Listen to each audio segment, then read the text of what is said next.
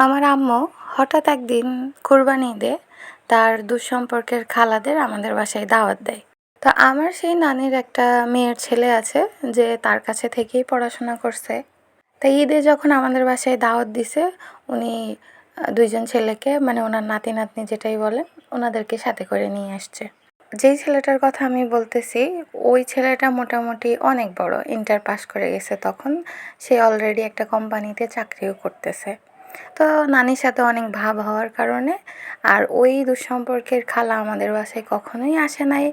এর জন্য first time আসতেছে।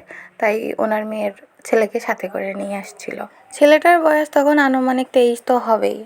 আর আমি মাত্র এসএসসি পরীক্ষা শেষ করছি। আর আমি যেহেতু আমার বাবা-মার একটাই সন্তান, তো সেই ক্ষেত্রে দেখা যায় বাসায় কোনো আত্মীয়স্বজন আসলে তাদের মেহমানদারি আমারই করা লাগে। তো ওনাদেরকেও আমি সেইভাবে নাস্তা পানি দিয়েছি।